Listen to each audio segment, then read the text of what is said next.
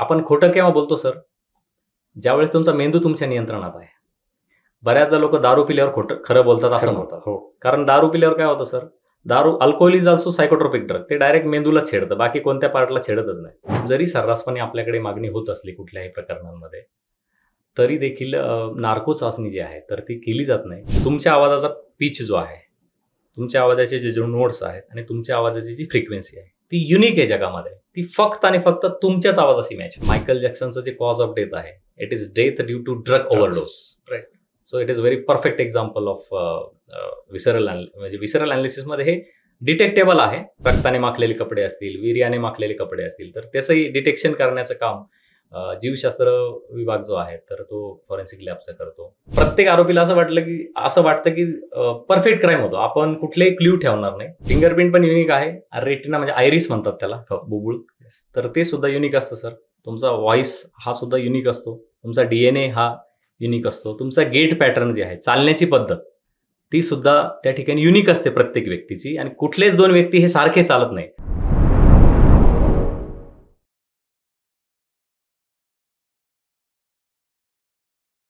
नमस्कार, मी किरण निंबोरे आणि वास्तव कट्ट्यावरती आपल्या सर्वांचं स्वागत.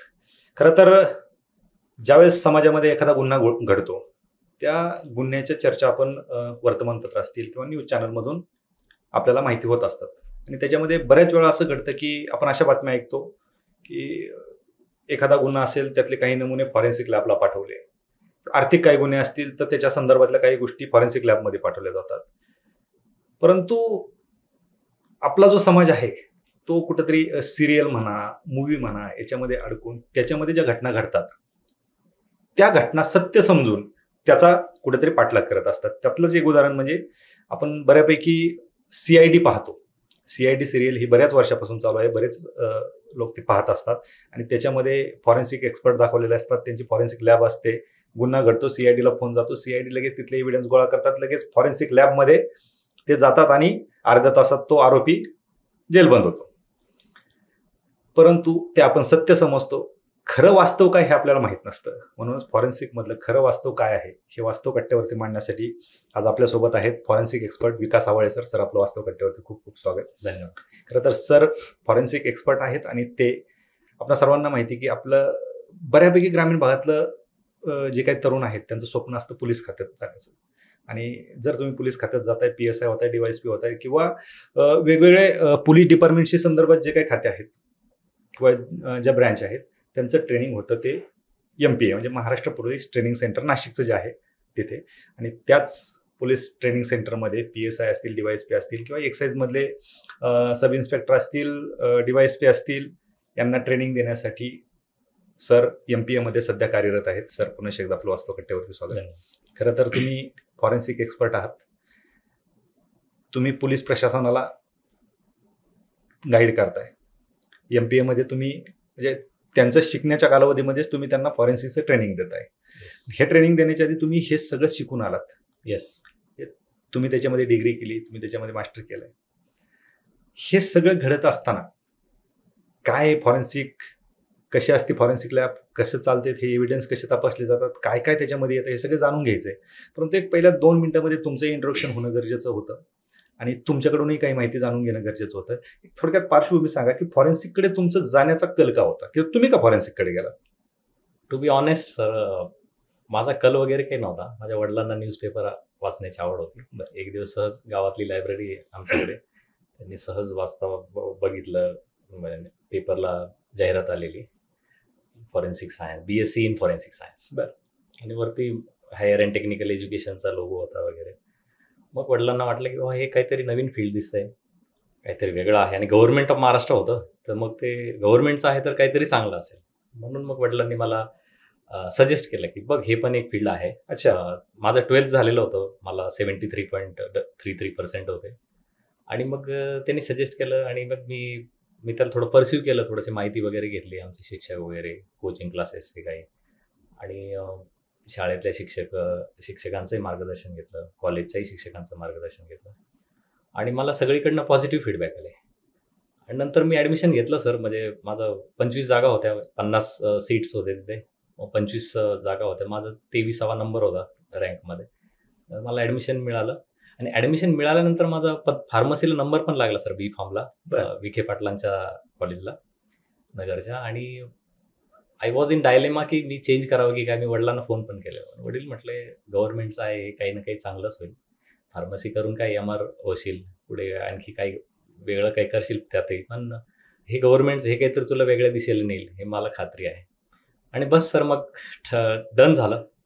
आणि त्या सायबर कॅफेतनं मी जे लिस्ट बघून आलो की आपल्याला कॉलेज मिळालं आहे, मला वाटतं पद्मश्री विठ्ठलराव विखे पाटील कॉलेज फार्मसीचं नगरमधलं, तिथे मिळालेलं. तर मग मी बाहेर निघालो कॅफेच्या, वडिलांना फोन केला, बस असं असं आहे. तर मग वडील म्हणले नाही. मग मी तिथं डन केलं sir. And then BSc forensic science सुरू झालं. मग मी BSc फॉरेन्सिक सायन्स केलं, government institute of forensic science Aurangabad, म्हणजे आजचं Chhatrapati Sambhajinagar. Then MSc forensic science केलं मी त्याच इन्स्टिट्यूटमधनं, with specialization in forensic chemistry and toxicology. Then 1 वर्ष मी तिथंच ॲज असिस्टंट प्रोफेसर CHB वरती काम केलं. देन 2016 ते 19 दरम्यान पोलीस प्रशिक्षण केंद्र जालना इथे फॉरेन्सिक इन्स्ट्रक्टर म्हणून, पोलीस कॉन्स्टेबलला पण हा विषय असतो, तर तिथेही त्यांना शिकवलं.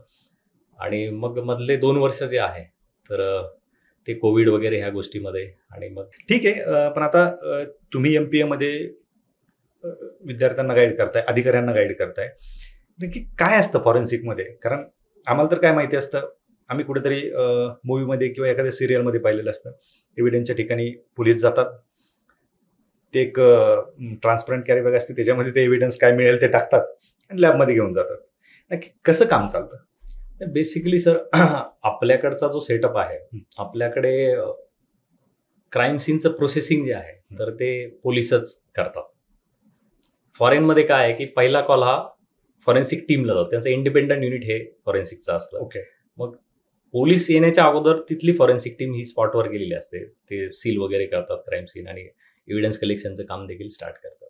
आपल्याकडे काय, परंतु आपल्याकडे पोलीसच करतात. पण यात एक गेम चेंजर आपण एक अमेंडमेंट झाली BNSSच्या सेक्शन 176 सेक्शन 3 मध्ये, की 7 वर्षापेक्षा जास्त शिक्षा असणाऱ्या प्रत्येक गुन्ह्यामध्ये आता घटनास्थळावरती फॉरेन्सिक टीमची व्हिजिट ही कंपल्सरी झाली, मॅन्डेटरी झालेली आहे.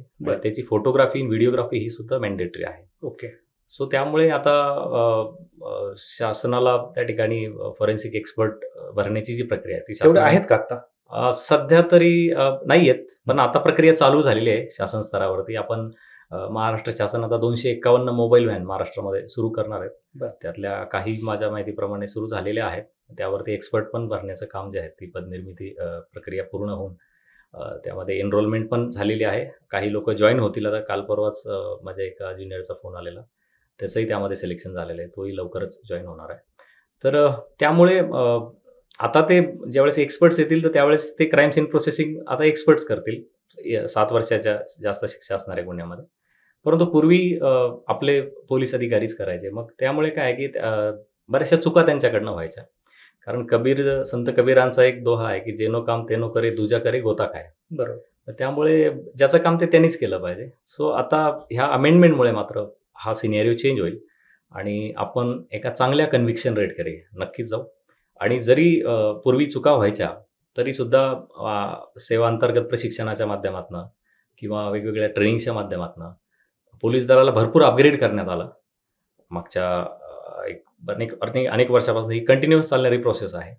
तर त्यामुळे आता बऱ्यापैकी म्हणजे 95% केसेसमध्ये एव्हिडन्स कलेक्शन हे म्हणजे प्रॉपरच होतं, ऑलमोस्ट 100% मध्येच होतं. एखादी अर्धी मायनर मिस्टेक इन्व्हेस्टिगेटरकडनं किंवा अंमलदारांकडनं होतं.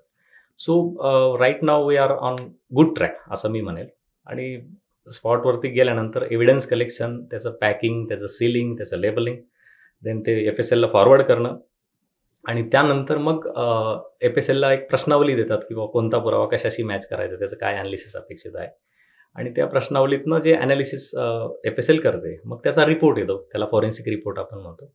आणि मग तो त्या ठिकाणी कोर्टामध्ये जातो. ओके. बदल होतो ही चांगली गोष्ट आहे. पण आता म्हणजे आजच्या परिस्थितीत कुठे कुठे या लॅब आहेत? महाराष्ट्रामध्ये मुंबईला मुख्य लॅब आहे, जी स्टेट लॅब त्याला आपण म्हणतो. त्यानंतर बाकी प्रादेशिक प्रयोगशाळा आहेत, जसं नाशिकला आहे, त्याला RFSL म्हणतात, रिजनल फॉरेन्सिक सायन्स लॅबोरेटरी. नाशिकमध्ये आहे, त्यानंतर अमरावतीला आहे, त्यानंतर कोल्हापूरला आहे, नांदेडला आहे, छत्रपती संभाजीनगरला आहे, पुण्यामध्ये पण आहे. सो ह्या प्रादेशिक प्रयोगशाळा आहेत, रिजन वाईज दिलेल्या आहेत. सपोज आता नाशिकची FSL आहे, नाशिकच्या FSLला जळगाव, धुळे, नंदुरबार, नाशिक आणि अहिल्यानगर हे 5 डिस्ट्रिक्ट अटॅच आहेत. मग या 5 जिल्ह्यांमध्ये होणारा कुठलाही गुन्हा असेल त्या संदर्भातला सर्व मुद्देमाल हा या नाशिक प्रयोगशाळेत नाशिकला जाणार. ओके. तर त्यामुळे थोडासा वर्कलोड भरपूर म्हणजे येतो, परंतु आमचे फोरेन्सिक लॅबचे अधिकारी खूप जीव तोडून त्या ठिकाणी ॲनालिसिस करतात. बऱ्याचदा सर ते संडेला पण थांबतात, टॉप प्रायोरिटीच्या केसेस असतात तर रविवारी थांबून देखील त्या ठिकाणी कधी कधी ते काम करतात आणि केसेस जास्तीत जास्त रिपोर्ट जनरेशनचं काम जे आहे, जास्तीत जास्त सॅम्पल ॲनालिसिसचं काम ते करतात आणि त्यांच्या परीने तर ते ॲज अ एक्सपर्ट पूर्ण त्या ठिकाणी योगदान देतात. अच्छा, आम्ही बऱ्यापैकी पाहतो की म्हणजे सर्वसामान्य व्यक्ती हे जे एव्हिडन्स असतील किंवा ज्यावेळेस तुमचा स्पॉट पंचनामा होतो किंवा एव्हिडन्स कलेक्ट केले जातात, हे बऱ्यापैकी सिरियलमध्ये किंवा मूवीमध्येच पाहिले जातात. घटनास्थळी तर बऱ्यापैकी लोकांना माहीत पण नसतं काय होतं असतं, कारण तिथं जाऊन दिलं जात नाही. त्यावेळेस फक्त काय पाहिलं जातं, त्याचे ब्लड सॅम्पल घेतले जातात किंवा आणखी काय काय सापडतंय, एखादा मर्डर असेल तर तिथले ते वेपन्स वगैरे हे असे कलेक्ट करताना पाहिलेले असतात. याच्यामध्ये फक्त शरीराशी संबंधितच गुन्ह्यांचे तुम्ही पार्ट घेऊन जातात किंवा एव्हिडन्स शोधतायत की फॉरेन्सिक लॅबमध्ये आणखीन कुठल्या दुसऱ्या गोष्टी होतात? बेसिकली एव्हिडन्सेस 3 प्रकार असतात, फिजिकल, बायोलॉजिकल, केमिकल. एक जे ढोबळ मानाने जर आपण घेतलं, केमिकल म्हणजे एखादं ड्रग्सच्या रिलेटेड केसेस असतात तर त्यामध्ये ड्रग्स इज अ केमिकल. ठीक आहे. बाकी फिजिकल आणि बायोलॉजिकल हे 2 मुख्य एव्हिडन्सेस असतात. फिजिकल म्हणजे भौतिक वस्तू, भौतिक दुवे ज्याला आपण म्हणतो, म्हणजे एखाद्याचा कंगवा पडलेला असेल, पेन पडलेला असेल, शर्टचं बटन पडलेलं असेल किंवा त्याचं चप्पल पडलेली असेल. So these are physical evidences. And biological evidences म्हणजे जे शरीराची संबंधित असतात. म्हणजे फॉर एक्झाम्पल ब्लड आहे, सिमेन आहे, सलायवा आहे, त्यानंतर तुमचं नखं आहेत, केस आहेत. So these are biological exhibits. ठीक आहे. सो हे कॅटेगरायझेशन त्याच्यामध्ये असतं आणि त्यामुळे not only body related evidences but सगळे जे एव्हिडन्सेस आहेत, म्हणजे कुठलाही क्ल्यू, म्हणजे हा should not be left alone on the crime scene. म्हणजे कुठलाच पुरावा सुटला नाही पाहिजे. एकही पुरावा असा सुटला तर तो पुरावा देखील आपल्याला आपली केस मध्ये एक लॅकुना तयार करू शकतो किंवा जी उणीव म्हणतो, एक कमतरता म्हणतो. त्यामुळे जेवढे घटनास्थळावर पुरावे दिसतात ते सगळे गोळा केले जातात. त्यातलेच केसच्या अनुषंगाने कोणते पाठवायचे that should be decided by that आयो. जे तपास अधिकारी असतील ते ठरवतात की ते याच्यामध्ये काय ॲनालिसिस. आता समजा एखादा घटनास्थळामध्ये बांगडी सापडली तर बांगडी हा फॉरेन्सिक लॅबला पाठवून ॲनालिसिस करण्याचा पुरावा नाही. बांगडीवरनं काय आलं की समजा त्या मुलीने बांगडी घातलेली की नाही तर ही तिची आई आयडेंटिफाय करून देईल किंवा तिचे वडील आयडेंटिफाय करून देईल की ह्या रंगाची, हिरव्या रंगाची, लाल रंगाची काय तिने बांगडी घातली असेल. So for that purpose, for identification purpose that बांगडी can be used, but forensic ॲनालिसिससाठी ती बांगडी यूज होत नाही. सो हे ते आयओ ठरवतो, ते तपास अधिकारी ठरवतात आणि मग त्याप्रमाणे ते पुरावे त्या ठिकाणी फॉरेन्सिक लॅबला पाठवतात. अच्छा. आणि आम्ही बऱ्याच वेळा पाहतो की एखादी घटना घडली, तिथं ती टीम येते, ते काहीतरी पावडर टाकतात आणि त्या ब्रशने हे करून ते फिंगरप्रिंट्स असे घेतले जातात. मी बऱ्याच वेळा ट्राय केला मोबाईलवरती पॉन्ड्स पावडर टाकून पाहण्यात, पण मला काय कधी सापडले. काय असतं ते फिंगरप्रिंट्स असतात बेसिकली. आणि फिंगरप्रिंटचं काय सर की त्याच्या स्पेसिफिक पावडर्स आहेत आणि त्याच पावडर ह्या स्पेसिफिक सरफेससाठीच वापरल्या जातात. ओके. म्हणजे सरफेससाठी पण वेगवेगळ्या पावडर, सरफेसनुसार वेगवेगळ्या पावडर वापरल्या जातात. त्यामुळे ती पावडर त्या सरफेसला अप्लाय केली की तुमचं फिंगरप्रिंट व्हिज्युअलाइज होतं. ओके.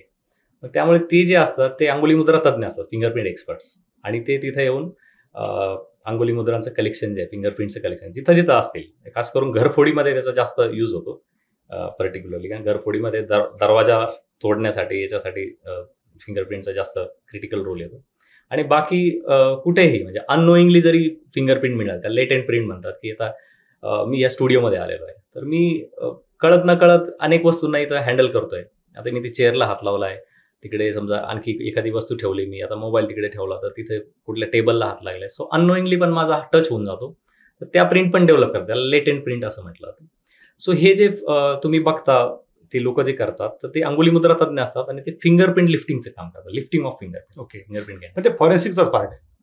सर तो फॉरेन्सिकचा पार्ट आहे, परंतु आपल्याकडे प्रत्येक जिल्ह्याला महाराष्ट्र पोलीस दलानेच म्हणजे सीआयडीच्या अंडरच फिंगरप्रिंट एक्सपर्ट भरलेले आहेत. ओके. तर त्यामुळे त्यांच्यामध्ये PSI रँकवरती डायरेक्ट रिक्रुटमेंट होते. अच्छा. तेच API होता, तेच PI होता, DYSP पण होता. म्हणजे रेग्युलर आपल्या प्रमोशन जे असतात त्या पद्धतीने त्याचा प्रत्येक जिल्ह्याला एक युनिट आहे सर. मग त्या जिल्ह्यानुसार ग्रामीणला पण सिटीला पण त्याचे युनिट्स असतात. मग ते त्या ठिकाणी आयोने कॉल दिला की ते जातात. बरोबर. आणि बऱ्याच वेळेस आम्ही पाहतो की एव्हिडन्सच्या घटनेच्या ठिकाणी ते श्वान पथक येतं, ते श्वानाला घेऊन येतात आणि ते काहीतरी त्याला वाज देतात आणि त्याच्यानंतर मग ते शोधाशोध सुरू होते. तो काय प्रकार असतो, ते काय कळलं नाही अजून.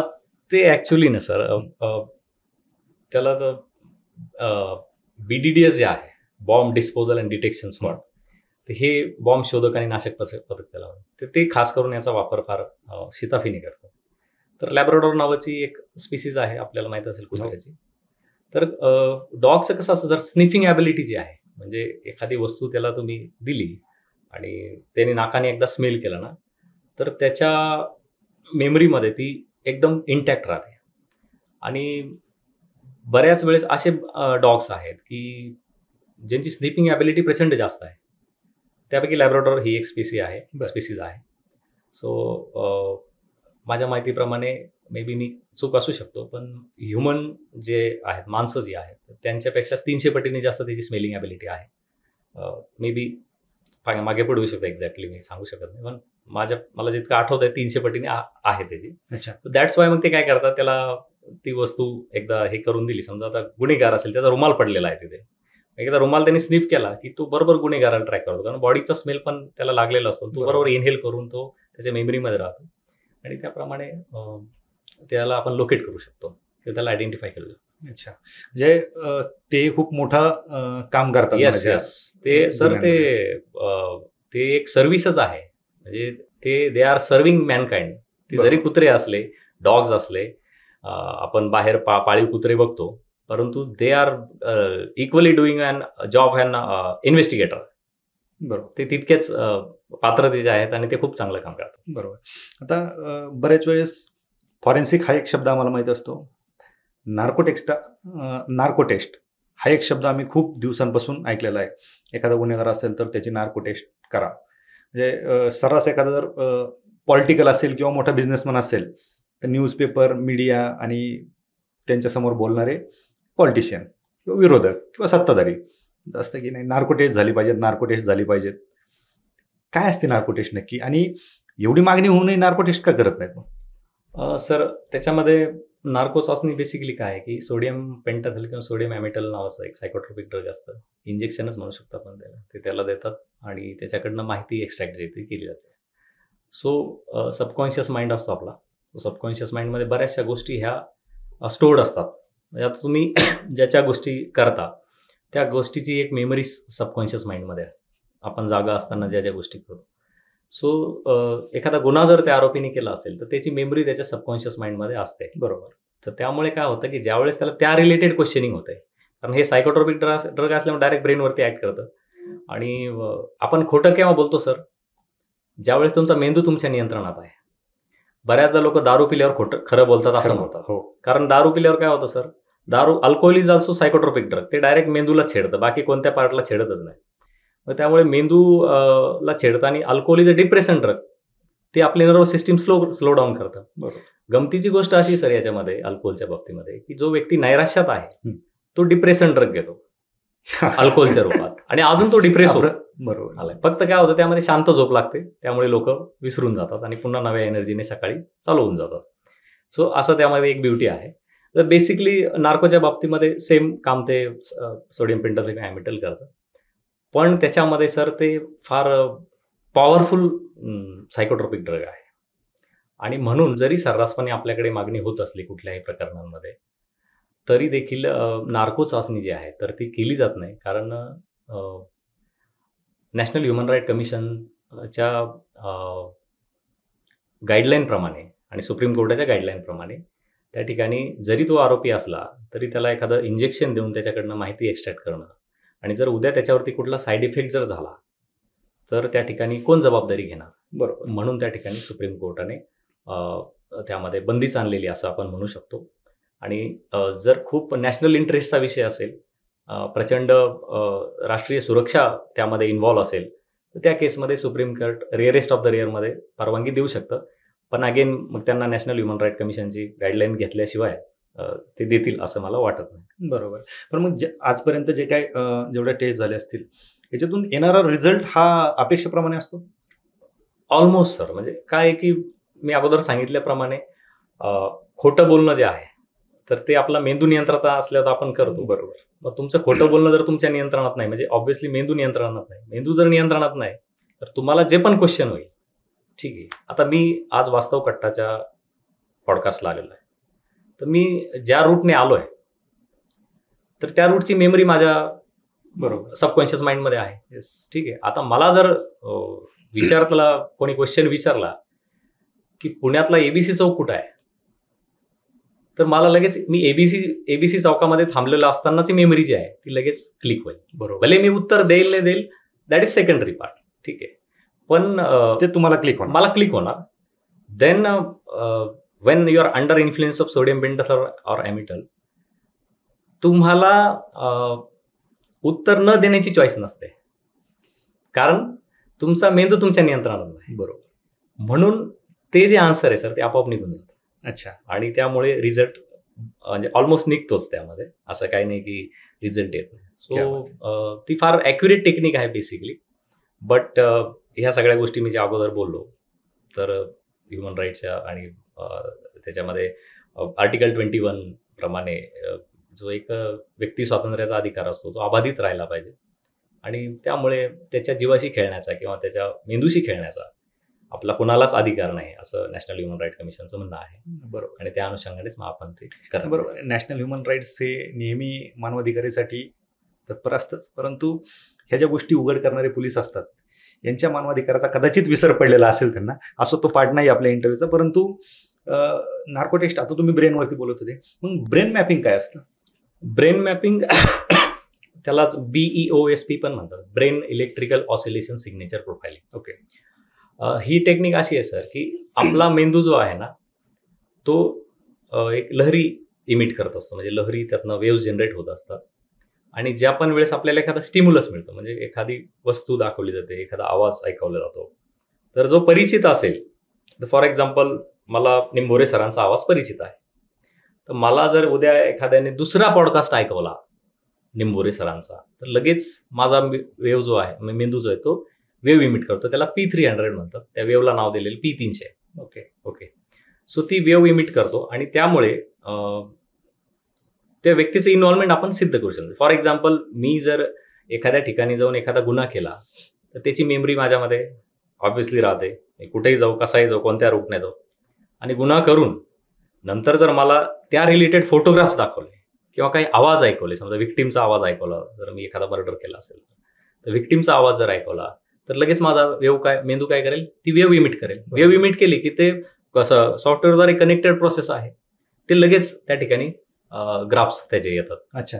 हां. आणि त्याच्यामध्ये डोक्याला सेन्सर लावले जातात, जे आपला जो पोर्शन असतो एवढा, तर ह्या सगळ्या ह्याला त्या ठिकाणी सेन्सर लावलेले असतं पूर्णपणे. त्यामुळे ज्या पण वेव्ह तो इमिट करेल ते कॅप्चर करण्याचं काम ते सेन्सर्स करतात आणि कॉम्प्युटराइज पद्धतीने सॉफ्टवेअरद्वारे ते कनेक्टेड असतं. मग त्यामुळे जिथं तो व्यक्तीने ते त्याच्यामध्ये इन्व्हॉल्वमेंट आहे तर त्याला ती चॉईसच नाही, कारण मला निंभोरे सरांचा आवाज ऐकल्यावर मला चॉईस नाही की मग मी ती इमिट करणार नाही. ते इट इज अनकंट्रोलेबल प्रोसेस. आणि त्यामुळे ते सर वेव्ह इमिट होऊन जाते.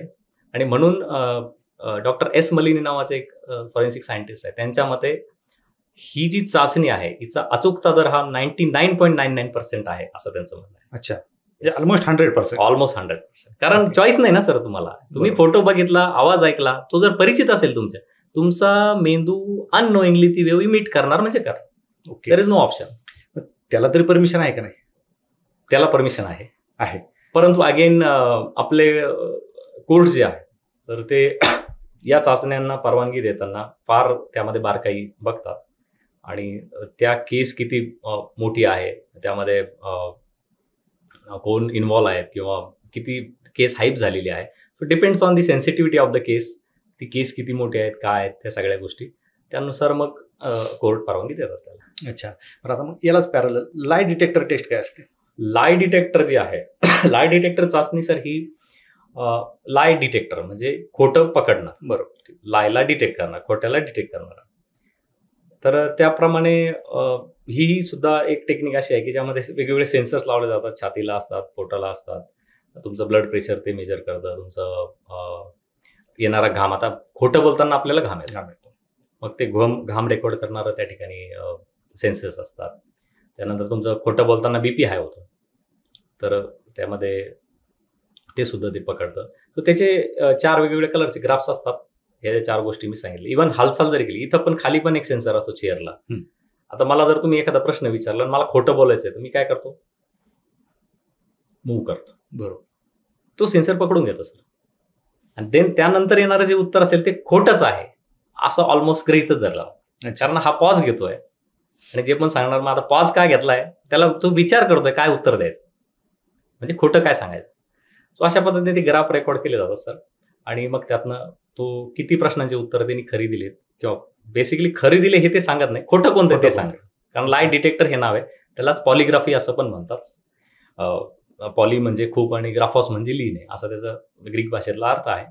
पण लाय डिटेक्टर हा फार त्यातला कॉमन फेमस शब्द आहे. याच्यात ॲक्युरेसी किती असते सर? याच्यामध्ये ॲक्युरेसीमध्ये थोडंसं 70-30 तुम्ही समजू शकता. ओके, मग याला एव्हिडन्स म्हणून तुम्ही कोर्टात देऊ शकता? येस, हे सगळे जे पुरावे आहेत ना सर, हे पुरवणी पुरावे आहेत, सप्लिमेंटरी एव्हिडन्स. म्हणजे जे घटनास्थळावरले पुरावे तुम्ही FSL ला पाठवलेले आहेत, त्यातनं जे अनालिसिस झालेलं आहे, त्या अनालिसिसला जोड म्हणून हे पुरावे त्या ठिकाणी सप्लिमेंटरी पुरावे म्हणून त्या ठिकाणी ते पाठवले जातात आणि मग कोर्ट ऍक्सेप्ट करतं त्याला काही इश्यू. अच्छा, पण हे सगळं घडतं कुठं? कारण आरोपी ज्यावेळेस पोलीस अटक करतात, त्याला PCR मिळतो, 2-3 दिवस जे काय असेल ते. नंतर मग समजा जर कोर्टाने सांगितलं त्याला MCR मिळतो. ह्या प्रोसेसमध्ये हे पोलीस स्टेशनमध्ये गोष्टी होतात की फॉरेन्सिक लॅबमध्ये? याच्यामध्ये सर आता अॅनालिटिकल काम आहे, त्यामुळे ऑब्व्हियसली हे जे काम आहे ते फॉरेन्सिक लॅबमध्ये होतं. ओके, सो त्यामुळे ही फॉरेन्सिक लॅबमध्येच होतं. आणि महाराष्ट्रामध्ये लाय डिटेक्टर चाचणी ही मुंबई फॉरेन्सिक लॅबला होते. महाराष्ट्रात कुठे असेल तरी मुंबईलाच घेऊन जायचं, त्या ठिकाणी आरोपी नेला होतो. ओके, आणि त्याच्यामध्ये अनेक परवानग्या आहेत. कोर्टाची पूर्वपरवानगी लागते आपल्याला. त्यामध्ये आरोपीची आपल्याला ओरल कन्सेंट तरी पाहिजे ॲटलिस्ट. ठीक आहे. आणि if court is ordering, court म्हटलं किंवा घ्या यायची, तर मग आपल्याला त्याची ओरल कन्सेंट नसली तरी चालते, तो काही इश्यू नाही. नार्कोमध्ये मात्र सर रिटर्न कन्सेंट मॅन्डेटरी होता. म्हणजे आता नार्को तर करत नाही, पण रिटर्न कन्सेंट हा मॅन्डेटरी होता. लेखी संमती त्याची लागत होती. का? की ह्या ड्रगमुळे. बरोबर, कारण ते मग ब्रेनची टेस्ट करायची त्याची लेखी संमती सर. रिटर्न कन्सेंट हा मॅन्डेटरी होता. तो का देईल? जनरली तसं बघायला गेलं तो देणार नाही किंवा कुठलाही आरोपी स्वतःला डिफेंड करण्याचा प्रयत्न करतो. पण ज्यावेळेस सगळे एव्हिडन्सेस त्याच्या विरुद्ध असतात, त्यावेळेस तो म्हणतो की चला ठीक आहे, काय आता असंही ऑलमोस्ट कन्व्हिक्शन लागायच्याच तयारी, ते देऊन टाका. मग ते देतात बऱ्याचदा. असं होतं. म्हणजे पूर्वी दिलेलं आहे. परंतु आता मात्र जर ती असती, म्हणजे कोर्टाने जर परवानगी दिलीच असती, आता मी सांगतो 100 पैकी 100 आरोपींनी ती रिटर्न कन्सेंट ऑलमोस्ट नाकारलीच असते. कारण आता खूप ह्युमन राईट ॲक्टिव्हिस्ट वगैरे सगळे ॲक्टिव्ह झालेले आहेत. सरकारी वकील, डिफेन्स लॉयर, वेगवेगळ्या आज इंटरनेटमुळे सर्व नॉलेज जे आहे ते पब्लिक झालेलं आहे. त्यामुळे वेगवेगळे ट्रिक्स वापरून त्याला चांगले सल्ले देऊन त्याला ते स्पेअर करू शकतात. बरोबर. आणि ब्रेन मॅपिंगमध्ये सुद्धा सर कोर्टाची पूर्वपरवानगी आपल्याला लागते आणि आरोपीचीही ओरल कन्सेंट आपल्याला त्याच्यामध्ये लागतो. बरोबर. तर आता आपण पाहतो की मोठे इन्सिडेंट जिथं घडतात, तर फॉरेन्सिकचा म्हणजे फॉरेन्सिक हा शब्द असतोच वाचनामध्ये. आत्ताच आपला नुकताच अहमदाबादला जे विमान दुर्घटना झाली, येस, त्याच्यामध्ये आपण पाहिलं की जे प्रवासी होते ते जळून त्यांचा अंत झाला तिथे. तर त्यावेळेस मग त्यांचे DNA टेस्ट आपल्या देशाचे गृहमंत्री अमित शहा म्हणले होते की बाबा यांची DNA टेस्ट झाल्याच्या नंतर यांची डेड बॉडी हे त्यांच्या नातेवाईकांच्या ताब्यात मिळेल. बरोबर. मग काय नक्की कशा पद्धतीने होती DNA टेस्ट? DNA चाचणी जी आहे सर, ती DNAचे स्रोत जे आहेत ते वेगवेगळे आहेत. म्हणजे फॉर एक्झाम्पल दात आहे, हाडं आहे, केस आहे. आता याच्यामध्ये केसाच्या बाबतीमध्ये एक गोष्ट आहे, केस मुळासकट असेल तरच DNAचे. अच्छा, म्हणजे कट झालेला केस? कट झालेला केस. कारण मुळासकट उपटल्यानंतर जे मूळ असतं बघा पांढरसं, तुम्ही केस आपला ज्यावेळेस गळतो किंवा गळतो म्हणण्यापेक्षा उपटला जातो किंवा मुळासकट येतो, तर त्यावेळेस ते जे व्हाईट पल्प असतो, जो मूळ असतो त्याचा, त्यामध्ये डीएनए त्या ठिकाणी असतो. बाकीचा जो केस आहे तो कम्पॅरेटिव्ह अनालिसिससाठी वापरला जाऊ शकतो. म्हणजे माझा केस स्पॉटवरती पडलेला आहे, नंतर मी आरोपी आहे, नंतर मी डिटेक्ट झालो, तर त्याचं मायक्रोस्कोप खाली मॉर्फॉलॉजिकल एक्झामिनेशन किंवा त्याचं मायक्रोस्कोपिक एक्झामिनेशन करून त्यात अनेक फॅक्टर्स असतात. मग ते दोन्ही कम्पेअर करून हा केस माझाच आहे हे प्रूव्ह करतायत. तो नो डाऊट म्हणजे केस ॲब्सोल्युटली युजलेस एव्हिडन्स आहेत, तुटलेला केस असं नाही. It can be used. राहिला प्रश्न मुळासकटचा, तर त्या पल्पमध्ये डीएनए असतो, त्यामुळे त्या ठिकाणी त्याचं डीएनए चाचणी आपल्याला करता येते. बाकी जे पुरावे आहेत मग त्यामध्ये सलायवा म्हणजे लाळ आहे, त्याचंही त्या ठिकाणी त्यातनंही डीएनए काढता येतो. त्यानंतर मांस आहे, फ्लेश ज्याला आपण म्हणतो, किंवा मानवी मांस जे आहे, तर त्याच्यातनं डीएनए एक्सट्रॅक्शन त्या ठिकाणी होतं. सो हे सगळे त्याचे स्रोत आहेत, सोर्सेस आहेत. आणि बाकी ब्लड तर एकदम सर्वांना माहीत आहे की डीएनए घ्यायचं म्हणजे ब्लड लागतं. या स्रोतांचा वापर करून मग जे त्या बॉडीतनं एक्स्ट्रॅक्टेबल आहे म्हणजे काढता येईल आणि ज्यातनं डीएनए निघू शकतो, तर ते पुरावे गोळा केले जातात. आता अहमदाबादच्या केसमध्ये सर ऑलमोस्ट कोळसा झालेला असेल बहुतेक त्या शरीरांचा, कारण 1,27,000 लिटर इंधन होतं आणि त्यामध्ये ते पूर्ण विमान जळून खाक झालं. घटना तर तशी फार दुर्दैवी आहे, परंतु त्या बॉडींचा कोळसा झालेला असेल म्हणजे पूर्णपणे काळवंडलेल्या असतील, त्या पूर्ण बर्न झालेल्या असतील. आणि त्या केसमध्ये sir actually DNA profiling challenging पण आहे खूप अशा केसेसमध्ये पर्टिक्युलरली, कारण आमचे जे फॉरेन्सिकचे अधिकारी असतात, तज्ज्ञ असतात, ते लॅबमध्ये मल्टिपल सॅम्पल्स मागवतात पोलिसांकडनं. कारण कधी कधी काय होतं की नुसता दात पाठवला, घटनास्थळी दात मिळाला, नुसता दात पाठवला आणि ब्लड आरोपीचा आहे किंवा त्या विक्टीमचा आहे ते मॅच करायचं. कधी कधी ते एक्स्ट्रॅक्शन होत नाही, म्हणून ते काय करतात, मल्टिपल सॅम्पल घेतात. व आणखीन काय आहे त्याचे, मुळासकट केस असेल किंवा रक्त असेल किंवा आणखी काय ज्यातनं डीएनए निघू शकतो, तो मल्टिपल पाठवतो. मग मल्टिपल सॅम्पल घेतलं ना मग एखाद्यातनं तरी प्रोफाईल निघून जातो. सो अशा पद्धतीने ती प्रक्रिया केली जाते. तर ह्या केसमध्ये जे सॅम्पल पाठवलं ते बोन मॅरोचं असेल सर. ओके. बोन मॅरो, आता तुम्ही नॉनव्हेज खाता का? येस. हां, तर तुम्ही ज्यावेळेस लेग पीस तोडता, आतमध्ये रेडिश पार्ट असतो sir. Yes yes. That is called bone marrow. ठीक आहे, आपल्या शरीरामध्ये पण सिमिलर पाहिलेलं आहे ते कॅन्सर पेशंटच्या मणक्यामध्ये ते ड्रिल करून काढतात. Yes yes yes. सो त्यामुळे ते बोन मॅरो असतात, त्या लिम्फॅटिक सेल्स असतात जिथे आरबीसी तयार होतात, ज्या लाल रक्तपेशी आहेत आपल्या शरीरातल्या, ते जनरेट करण्याचं काम जे ते बोन मॅरो करत असतं. त्यामुळे बोन मॅरोचा कॅन्सर जर झाला तर त्यामध्ये स्टेम सेल थेरपी करतात, जे तुम्ही सांगताय ते काढून वगैरे. So that is stem cell therapy. तर त्या पद्धतीने मग त्या केसमध्ये सर एव्हिडन्स म्हणून बोन मॅरो त्या ठिकाणी एक्स्ट्रॅक्ट केला असेल आणि मग त्याला एक प्रक्रिया असते, एक प्रोसेस असते फॉरेन्सिक लॅबमध्ये. त्या प्रोसेसच्या टेक्निकॅलिटीमध्ये आपण काही जाऊ नये असं मला वाटतं, कारण ते फार तांत्रिक गोष्टी आहेत. बरोबर. मग त्यातनं एक्स्ट्रॅक्शन करून तो प्रोफाईल काढले जातात आणि त्याच्या फॅमिलीशी मॅच करून त्या ठिकाणी ते डेड बॉडीचं कन्फर्मेशन करतात की ही ह्याच फॅमिलीची डेड बॉडी आहे, नंतर ते हँडओव्हर केलं. अच्छा, आतापर्यंत आपण जे काय बोललो ते ह्युमन बॉडीच्या संदर्भातच आपण बोललो. येस. पण ज्या वेळेस आम्ही ऐकत असतो की कुणीतरी कोणाला तरी कॉल केलाय किंवा एखादा व्हिडिओ आलाय किंवा एखादा ऑडिओ आलाय आणि त्याच्यामध्ये काहीतरी आक्षेपार्ह बोललेलं असतं आणि समोरचा व्यक्ती ते डिनाय करत असतो, मग त्यासाठी ते फॉरेन्सिक लॅबला पाठवा, हे काय असतं? ते व्हॉइस ॲनालिसिस. बरं. आवाजाचं विश्लेषण. ओके. तर फॉरेन्सिक लॅबमध्ये tape authentication and speaker identification, तासी म्हणतो आम्ही शॉर्टमध्ये त्याला, तो एक विभाग असतो. मग तिथे हे आवाजाचे रेकॉर्डिंग जे आहेत त्या पाठवल्या जातात. तर आवाज जो आहे ना सर, तो 3 मुख्य घटक असतात: पिच, फ्रिक्वेन्सी आणि नोड. ओके.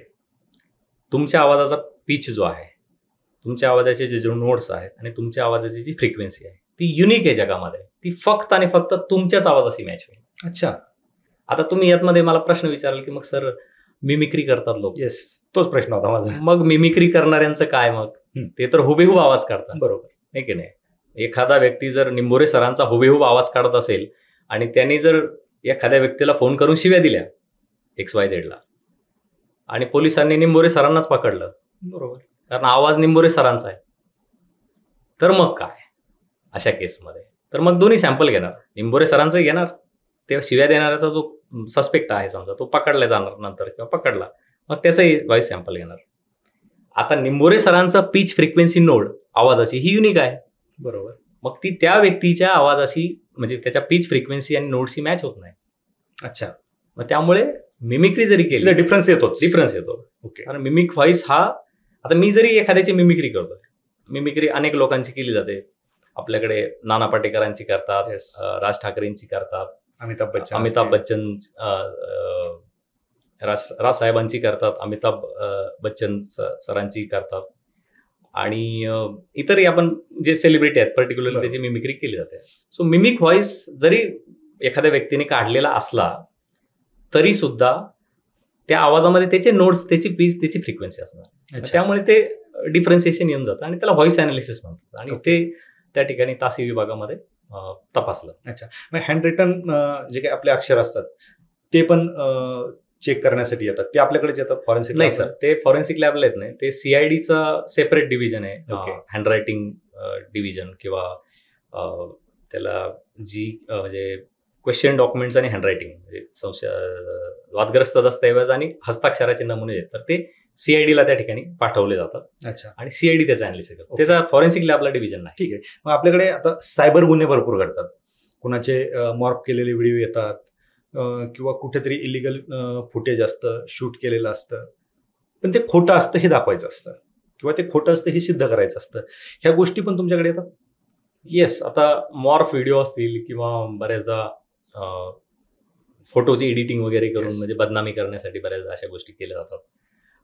तर मध्यंतरी मला आठवतं की स्वर्गीय बाळासाहेब ठाकरेंचा कोणीतरी एक फोटो मॉर्फ केला होता, आणि ते त्यांचा फेस चेंज करून दुसरं काहीतरी वेगळा फेस त्याला लावलेला होता, आणि मग ते कोणीतरी मुलींनीच तो केला होता, कुठलं तरी. तर कॉलेजच्या मुलीने. सो अशा एखाद्याला बदनामी, एखादा महापुरुष असेल किंवा मोठी व्यक्ती असेल, त्याला डेलिबरेटली, आता सर मीम्सचा जमाना आहे. मीम्समध्ये बघा तुम्ही, एवढे चित्रविचित्र प्रकार केले जातात. सो आता आपले सर्व जी सेलिब्रिटी असतील किंवा इतर क्षेत्रातले जे मान्यवर असतील ते लाईटली घेतात सर त्याला. त्यांच्या मीम्स कदाचित त्यांच्यापर्यंत पोहोचत असतील. पर्टिक्युलरली आपल्या पॉलिटिकल मीम्स फार जास्त आपण सोशल मीडियावर बघतो, त्यांच्यापर्यंतही पोहोचत असतील, पण ते सर पॉझिटिव्ह स्पिरिटने घेतात त्याला, ते निगेटिव्हली घेत नाही. तर मग यांच्यावरती सगळ्यांवरती त्यांनी आबरू नुकसानीचे दावे टाकले असते, असं आहे. सो मीम्स असतील किंवा फोटो एडिटिंगचे अनेक सॉफ्टवेअर्स आज आहेत, त्यातनं हा प्रकार केला जाऊ शकतो. परंतु ते डिटेक्टेबल आहे, म्हणजे त्याचं अनालिसिस करता येतं. अनेक सॉफ्टवेअर्स आहेत आणि त्यातनं ते समजतं की मूळ सोर्स कोण आहे, कुठल्या IP ॲड्रेसमधनं तो टाकण्यात आला असेल, IP ट्रेसिंग वगैरे, कुठल्या कॅफेत नाही किंवा काय, या सगळ्या गोष्टी ट्रेसेबल आहेत. अच्छा. आणि सायबर गुन्हेगारीमध्येच आर्थिक पण खूप फसवणूक होते, वेगवेगळ्या पद्धतीने आर्थिक गुन्हेगारी वाढते. याच्यामध्ये याचं काही कंट्रोल असतं आपल्याकडे, काही याच्यातून आपण काही शोधू शकतो फॉरेन्सिक लॅबमधून? आर्थिक गुन्ह्यांच्या बाबतीमध्ये सायबरचा जर यूज म्हटला तर मग ट्रान्झॅक्शनची जी हिस्ट्री असते, म्हणजे पर्टिक्युलरली त्यांनी कोणत्या माध्यमातून तो गुन्हा केलेला आहे. म्हणजे आता बऱ्याचदा फिशिंग लिंक्स येतात, म्हणजे ही लिंक आली तुम्हाला, हे इतके पैसे ओपन केलं, तुम्ही लिंक करतात, डायरेक्ट मेसेज येतो पुढच्या मिनिटाला की 80,000 रुपये डिडक्ट झाले, 1,20,000 तुमच्या अकाउंटमध्ये डिडक्ट झाले. These are phishing links. So असे अनेक त्यामध्ये प्रकार आहेत जे वापरले जातात. ट्रिक्स आहेत, थोडक्यात प्रकार म्हणण्यापेक्षा ट्रिक्स वापरतात. मग कुठल्या ट्रिक्सने तो गुन्हा केलेला आहे त्यानुसार ते ठरतं सर की त्यामध्ये इन्व्हेस्टिगेटिव्ह सॉफ्टवेअर्स कोणते वापरायचे किंवा टेक्निक कोणते वापरायचे. सो तो अगेन फार तांत्रिक मुद्दा आहे, आणि त्यामध्ये मग त्याचे ट्रान्झॅक्शनची हिस्ट्री जी आहे, मग ते ब्लॅकमेलिंगचा प्रकार, सेक्सटॉर्शन आजकाल खूप जास्त आहे, अनेक लोकांना त्यामध्ये गंडवलं जातं. बरोबर. सर त्यामध्ये मग ज्या नंबरला पैसे पाठवण्यात आलेले आहेत मग त्याला ट्रेस आउट करण्याचा प्रयत्न, कोणतं अकाउंट आहे, काय आहे, तर त्या गोष्टी ट्रेसेबल आहेत, करता येतात, असं आहे. आता हे झालं माझं अल्पसं ज्ञान की प्रश्न विचारण्याचं. अजून कुठल्या गोष्टी असतात अशा की फॉरेन्सिक लॅबमध्ये त्याची शहानिशा केली जाते किंवा फॉरेन्सिक लॅबमध्ये त्या गोष्टी जातात? फॉरेन्सिक लॅबमध्ये सर म्हणजे आता विभाग वाईज जर बघितलं तर ड्रग्सच्या केसेस असतील, पेट्रोल डिझेल भेसळीचे केसेस असतील, ओके, त्याच्यानंतर तुमचे आगीच्या घटना होतात, त्यात बर्न रिमेन्स पाठवले, जळीत अवशेष, ते पाठवले जातात. त्यानंतर DNA तर आपण चर्चा केलेलीच आहे. त्याच्यानंतर सायबरच्या रिलेटेड सायबर विभागामध्ये जर आपण म्हटलं तर आवाजाच्या रेकॉर्डिंग असेल, व्हिडिओ अनालिसिस असेल, वेगवेगळे व्हिडिओ बऱ्याचदा अपलोड होतात. त्यातही बऱ्याचशा गोष्टी काय होतात की तो म्हणतात की तो माझा व्हिडिओ नाही आहे, ते व्यक्ती डिनाय करतो बऱ्याचदा की तो मी नव्हेच. अशा वेळेस तो मूळ सोर्स काय, कुठनं तो अपलोड झाला, या सगळ्या गोष्टी ट्रेस आउट करणं. सीसीटीव्ही फुटेज अनालिसिस जे आहे, तर त्यामध्ये पर्टिक्युलर तोच व्यक्ती आहे की नाही, मग त्याच्या मल्टिपल इमेजेस कॅप्चर करून सीसीटीव्हीतल्या ते त्या ठिकाणी त्याला आयडेंटिफिकेशन पर्पजसाठी फॉरेन्सिक त्याचं अनालिसिस करतात. विषशास्त्र विभागामध्ये व्हिसेरल अनालिसिस केलं जातं. जे मृत व्यक्ती असेल, म्हणजे व्हिसेरा डॉक्टर कोणत्या केसमध्ये प्रिझर्व करतात की ज्या केसमध्ये आफ्टर पीएम सुद्धा बऱ्याचदा कॉज ऑफ डेथ त्यांना कन्फर्म नसेल, इन दॅट केस व्हिसेरा हा प्रिझर्व केला जातो. मग त्याचं व्हिसेरल अनालिसिस करण्यासाठी विषशास्त्र विभागाला ते व्हिसेराचं पाठवलं होतं. व्हिसेरामध्ये काय आपले व्हायटल ऑर्गन जे आहेत ते असतात, म्हणजे heart, liver, kidney, lungs, brain, small and large intestine. So हे त्यातले मुख्य अवयव आहेत. आणि मग त्यातले काही पीसेस कट करून त्या ठिकाणी ते पाठवतात. व्हिसेरा 1, व्हिसेरा 2 हे 2 प्रकार असतात. Again that is technical issue, technical point आहे, तितकं डीपमध्ये आपण जायचं नाही. पण त्याचं अनालिसिस करून मग तो व्यक्ती कशाने मेलेला आहे, मग त्याच्यामध्ये पॉयझन आहे तर मग ते कोणतं पॉयझन आहे, किती अमाऊंटमध्ये ते दिलं गेलेलं आहे, किंवा ड्रग असेल तर मग कोणती ड्रग आहे, किती अमाऊंटमध्ये तो डोस त्याला देणं गेलेला आहे. आपल्याला सर माहीत असेल की मायकल जॅक्सनचं जे कॉज ऑफ डेथ आहे, it is death due to drug overdose. Right. So it is very perfect example of visceral, म्हणजे व्हिसेरल अनालिसिसमध्ये हे डिटेक्टेबल आहे. तर त्यामुळे त्याचं अनालिसिस करण्यासाठी विषशास्त्र विभाग काम करतो. जे जैविक पुरावे आहेत, रक्ताने माखलेले कपडे असतील, वीर्याने माखलेले कपडे असतील, तर त्याचंही डिटेक्शन करण्याचं काम जीवशास्त्र विभाग जो आहे तर तो फॉरेन्सिक लॅबचा करतो. आणि मग त्यामध्ये तो स्टेन जो आहे, तो डाग हा रक्ताचा आहे की वीर्याचा आहे, मग ते कलर टेस्ट करून त्या ठिकाणी ते ठरवतात. म्हणजे पिंक कलर आला तर तो रक्ताचा डाग असतो, ब्रिक रेड म्हणजे विटकरी रंग आला असता तर तो त्या ठिकाणी वीर्याचा डाग असतो. अशा पद्धतीने कलर टेस्ट करतात. आणि मग पुढे जर डीएनए अनालिसिस पोलिसांनी मागितलं असेल तर मग पुढे फर्दर अनालिसिससाठी डीएनएसाठी ते पाठवलं. सो एकंदरीत अशा पद्धतीने हे खूप स्प्रेड झालेलं काम आहे. म्हणजे अनेक कामं याच्यामध्ये अनालिसिसचे केले जातात आणि विभागावर जे पुरावे तिथं पाठवतात त्यानुसार तो विभाग त्या प्रकारचं अनालिसिस करतो. अच्छा. आणि मग हे ड्रंक अँड ड्राईव्ह ज्या काही केसेस असतात, ऍक्सिडेंट घडतात, त्या केसमध्ये त्यांचं ब्लड सॅम्पल तुमच्याकडेच येतं? येस, ते पण तिथंच पाठवलं जातं.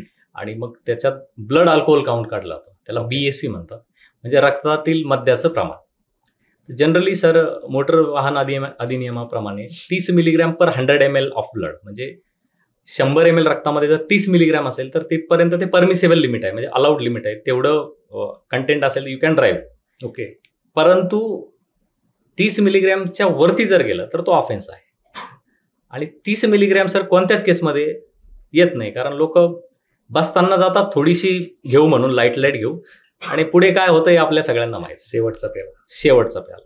त्यामुळे चर्चा रंगत जातात. ती एक वैचारिक बैठक बनून जाते. बघता बघता अनेक गोष्टी त्यामध्ये डिस्कस होतात. आणि मग त्या वैचारिक गप्पांमध्ये पॅक किती पोटात चाललंय हे कॅल्क्युलेशन कोणी करत नाही.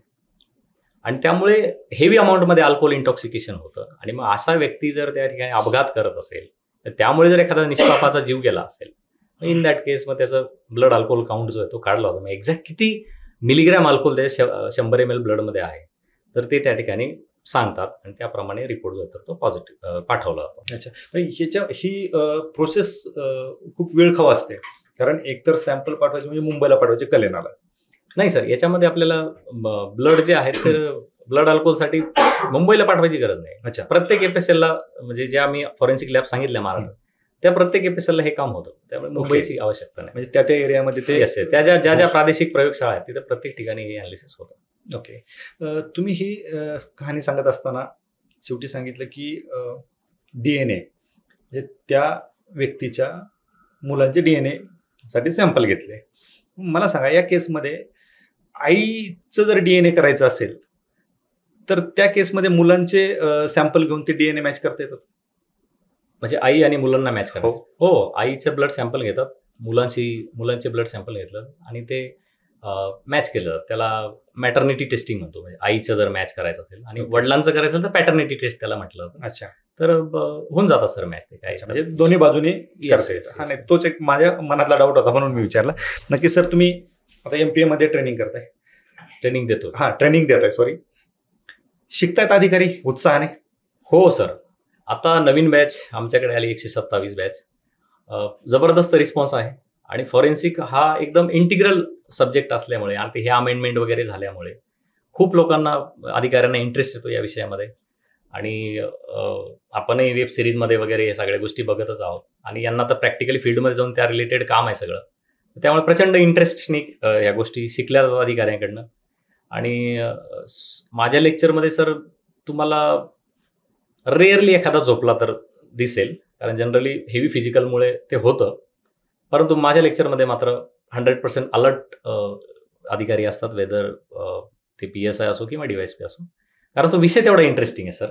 आणि बाय गॉड्स ग्रेस मी स्किलफुली थोडंसं देवाने मला दिलं आहे, माझ्यामध्ये चांगले स्किल्स आहेत, कम्युनिकेशन स्किल आहे, इफेक्टिव्हली मी सांगू शकतो. तिन्ही भाषांवरती कमांड आहे, हिंदी, इंग्रजी, मराठी. त्यामुळे जशी समजेल ती भाषा मी त्यांना सांगू शकतो. आणि शुद्ध मराठीमध्ये फॉरेन्सिक सायन्स सारखा पूर्ण तांत्रिक विषय मी सोप्या भाषेमध्ये आमच्या पोलीस उपनिरीक्षक आणि पोलीस उपधीक्षक यांना शिकवतो सर. बरोबर, नक्कीच. यापेक्षा अजून कुठली मोठी गोष्ट आहे, कारण तुम्ही फॉरेन्सिक सारखा विषय तुम्ही सोप्पा करून सांगताय. पण आजच्या पॉडकास्टच्या शेवटी बराच वेळ झाला आपण बोलतोय. येस. तसं जर हा विषय असा आहे, समुद्र आहे सर, समुद्र आहे, संपणार नाही, त्याच्या तळापर्यंत आपण जाऊ शकत नाही, कारण तेवढा वेळ पण आपल्याकडे नाही. शेवटी मला सांगा की आधार कार्ड, ज्यावेळेस आपण आधार कार्ड चा आपला जो डेटा जातो, आपले फिंगरप्रिंट जातात, रेटिना जातो, याचा तुम्ही फॉरेन्सिकमध्ये कधी वापर करता? नाही सर. त्याच्यामध्ये काय झालंय की तो विषय सुप्रीम कोर्टपर्यंत गेला होता की पोलिसांना त्याचा ऍक्सेस द्यावा, आधार कार्ड आणि रेटिनाचा, म्हणजे जे रेकॉर्ड असतं त्याचं आधारमध्ये. परंतु सर त्याचा मिसयूज होण्याची भीती आहे. मिसयूज कसा की तुमच्याकडे सगळंच रेकॉर्ड कोणाचंही अवेलेबल व्हायला लागलं तर तुम्ही त्याचा मिसयूज करू शकता. बरोबर. आणि सुप्रीम कोर्टाने तेच सांगितलं की आम्ही द्यायला प्रॉब्लेम नाही, पण यामध्ये मिसयूज होण्याची पॉसिबिलिटी आहे, म्हणून सुप्रीम कोर्टाने ते नाकारलेलं आहे सर. त्यामुळे तो यूज नाही करू शकत. ओके. जसं तुम्ही सांगितलं की एखादा व्हॉइस आहे, समजा माझा व्हॉइस आहे, तो युनिक असतो, तो कुठंच मॅच होऊ शकत नाही. तसा फिंगरप्रिंट्स आणि रेटिना हे दोन्हीमध्ये सेम आहे? येस, फिंगरप्रिंट पण युनिक आहे. रेटिना म्हणजे आयरिस म्हणतात त्याला, बुबुळ, तर ते सुद्धा युनिक असतं सर. तुमचा व्हॉइस हा सुद्धा युनिक असतो, तुमचा DNA हा युनिक असतो, तुमचा गेट पॅटर्न जे आहे, चालण्याची पद्धत, ती सुद्धा त्या ठिकाणी युनिक असते प्रत्येक व्यक्तीची. आणि कुठलेच दोन व्यक्ती हे सारखे चालत नाही. CCTV फुटेजमध्ये ज्यावेळेस सर आम्ही माणूस आयडेंटिफाय करायचा असतो तर गेट पॅटर्न बघतो, ओके, तो कसा चालतोय. अच्छा. आणि दुसऱ्या CCTV मध्ये परत तो गेट अनालिसिस केलं होतं की तो कसा चालतोय, आणि दोन्हीचं कम्पॅरेटिव्ह फ्रेम मॅचिंग केलं होतं. आणि मग समजतं की हा तोच व्यक्ती जो इकडे पण या CCTV आणि तिकडे पण. त्याचा चेहरा दिसत नसला तरी तुम्ही तरी सुद्धा गेट अनालिसिस वरनं ते करतायत. नंतर कुठला ना कुठे चेहरा कॅप्चर होतो सर. एवढे कॅमेरे आहेत शहरामध्ये किंवा बऱ्याच ठिकाणी, तर कुठल्या तरी CCTV मध्ये त्याचा चेहरा येतो. म्हणजे अंबानीच्या घराच्या बाहेर ज्यावेळेस ते गाडीमध्ये बॉम्ब ठेवला होता, ती जी व्यक्ती चालत गेली, चेहरा दिसत नव्हता. येस, त्यांचं गेट अनालिसिस करूनच कन्फर्मेशन करण्यात आलं. अच्छा. बरं, आणखी एक प्रश्न की समजा एखादी बॉडी आहे आणि ती माहीत नाही, डेथ झालेली आणि पूर्ण ती सडून गेली, आणि ती जर बॉडी किंवा त्यांचे नातेवाईक शोधायचे असतील तर काय ऑप्शन असतो तुमच्याकडे? आता ते अनआयडेंटिफाईड डेड बॉडीच्याला म्हणतात, बेवारस. त्यामध्ये सर म्हणजे टेक्निकली फार कठीण काम आहे. असे मृतदेह सडलेले कुजलेले येतात आणि मग ते आयडेंटिफाय करण्याचा. जनरली त्याचे न्यूजपेपरला फोटो वगैरे, वर्तमानपत्रात, वेगवेगळ्या ग्रुप्सवरती ते पब्लिश केले जातात आणि सांगितलं जातं की अशी अशी आम्हाला अनोळखी मृतदेह मिळालेले या कंडिशनमध्ये.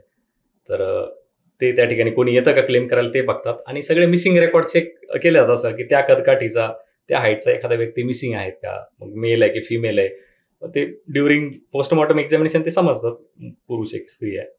सो त्याही गोष्टी त्या ठिकाणी बघितल्या जातात. आणि मिसिंग कंप्लेंट कोणत्या आहेत, मग सगळ्याच आता CCTV सिस्टीमद्वारे सर्व डेटा जो आहे तो सेंट्रलाइज झालेला आहे. बरोबर. मग तो त्या ठिकाणी बघितला जातो आणि त्यावरनं ते कन्फर्मेशन करता येतं. म्हणजे एक अंदाज लावून असते. येस, तो गेस वर्क वरतीच चालतो सर. आपल्याला गेस करत करत जावं लागतं, एक एक कडी जोडत जावं लागते, कुठंतरी ते लागून जातं. नक्कीच. आणि फॉरेन्सिक लॅबमध्ये अजून आम्ही हे पाहतो की हार्ड डिस्क असेल किंवा मोबाईल असतील किंवा पेन ड्राईव्ह असेल, CD असेल, हे पण चेक करण्यासाठी येतं. मग त्याचं सेपरेट डिपार्टमेंट असतं. ते सायबर विभागामध्ये सर, मी जे सांगितलं सायबर विभाग, जिथं CCTV अनालिसिस करतात तिथं त्याच विभागामध्ये. पण फॉरेन्सिकमध्येच, फॉरेन्सिक लॅबमध्येच. म्हणजे आज आपला हा जो पॉडकास्ट आहे याच्यामध्ये जरी समजा आवाज चेक करायचा असेल, तो त्या तासी विभागामध्ये टेप ऑथेंटिकेशन, स्पीकर आयडेंटिफिकेशन मध्ये चाललेलं आहे. ओके. म्हणजे कुठलीच गोष्ट अशी नाही की ती फॉरेन्सिक लॅबमधून वाचते, नाही वाचणार. आणि आपण पाहतो की बऱ्याच गुन्ह्यांमध्ये फॉरेन्सिक लॅबचा खूप मोठा रोल असतो. मला वाटतं कायद्यापेक्षा जास्त फॉरेन्सिक लॅबचा. येस, रिपोर्ट हा जो आहे ना सर, भारतीय साक्ष अधिनियमाप्रमाणे तज्ज्ञ कोण आहे हे कलम 39 मध्ये सांगितलेलं आहे. आणि तज्ञाची डेफिनेशन काय? तज्ञ म्हणजे सर असा व्यक्ती ज्यांनी एखाद्या विशिष्ट शाखेला वाहून घेतलेला आहे आणि त्या शाखेमध्ये त्याला विशेष प्रावीण्य आहे, त्याला आपण एक्सपर्ट म्हणतो साध्या भाषेमध्ये. ओके. कायद्याच्या कक्षेमध्ये तर फिंगरप्रिंटचं ज्ञान असणारा, कोर्टाला अपरिचित कायद्याचं ज्ञान असणारा, एखाद्या तंत्राचं ज्ञान असणारा, आता एनी अदर फील्ड हा शब्द त्यामध्ये ऍड करण्यात आलेला आहे. त्यामुळे एनी अदर फील्ड म्हणजे कुठलाही व्यक्ती जो त्या क्षेत्रातला तज्ञ आहे, सायकॅट्रिस्ट आहे, त्याने अनालिसिस करून रिपोर्ट दिलाय, तो सुद्धा एक्सपर्टमध्ये येतो.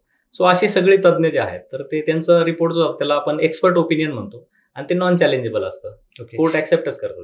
मला तोच प्रश्न विचारायचा होता शेवटी, की फॉरेन्सिक लॅबमधून जो रिपोर्ट येतो त्याला चॅलेंज कुठेच करता येत नाही सर.